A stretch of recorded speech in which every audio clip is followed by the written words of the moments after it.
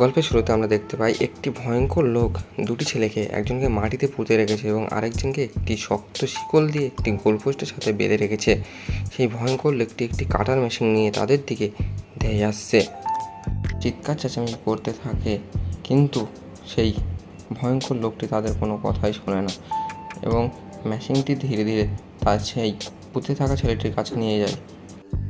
পুঁতে থাকা ছেলেটি আরও ভয়ে আরও জোরে চিৎকার এবং নিজেকে বাঁচার জন্য আপ্রাণ চেষ্টা করতে থাকে, কিন্তু সেই ভয়ঙ্কর লোকটি কাটার মেশিনটি তার উপর দিয়ে চালিয়ে দেয়। গোলপোস্টের সাথে বেঁধে রাখা ছেলেটি আতঙ্কে এবং ভয়ে চিৎকার চেঁচামেচি করতে থাকে এবং পালিয়ে যাওয়ার চেষ্টা করে, কিন্তু তার পা শিকলের সাথে বেঁধে থাকার কারণে সে পালিয়ে যেতে পারে না এবং ভয়ঙ্কর লোকটি তাকেও মেশিনটির সাহায্যে টুকরো টুকরো করে ফেলে দেয়।